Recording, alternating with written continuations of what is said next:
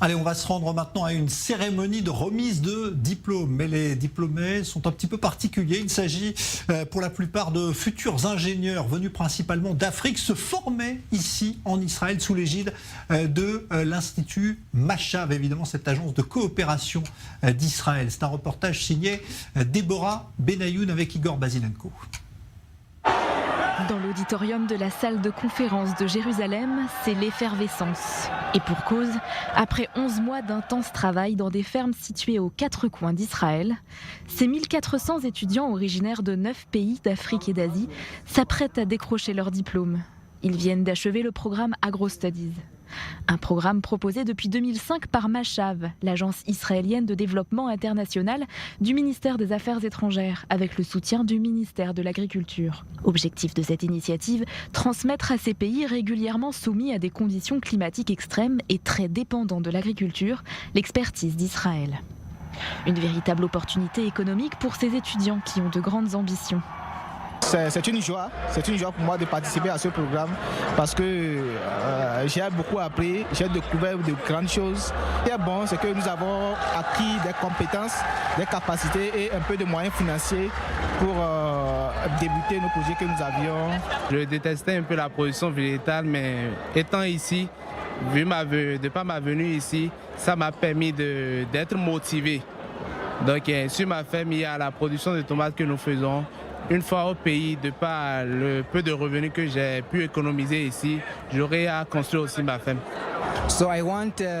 Après ce programme, je veux mettre en pratique tout ce que j'ai appris à travers une coopérative que je compte mettre en place avec des étudiants du programme originaires de Tanzanie et d'Ouganda.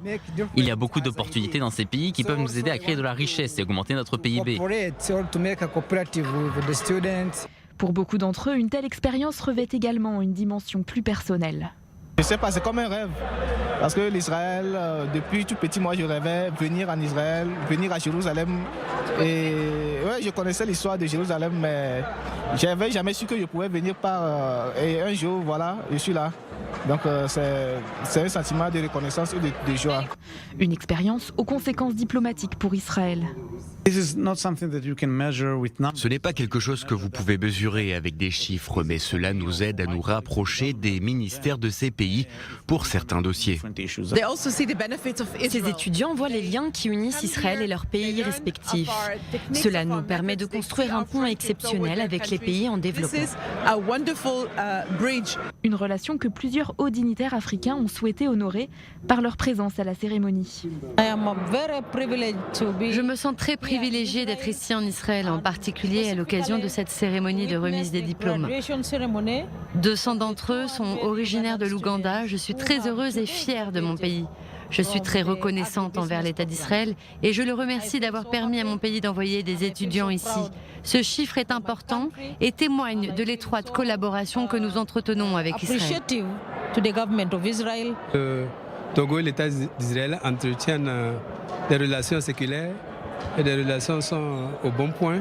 Et le Togo actuellement, pour développer son agriculture, nous avons besoin de nous enquérir de l'expérience israélienne pour développer notre agriculture. Parce que le Togo, plus de 70% de la population togolaise s'occupe de l'agriculture. Donc il faut aller dans le pays où il y a plus d'expérience en matière d'agriculture, surtout en matière de maîtrise d'eau. Mais avant de retrouver les champs et la terre, place à la fête pour ces diplômés. C'est devant un public ravi que chacun des pays représentés a pu proposer quelques pas de danse en tenue traditionnelle.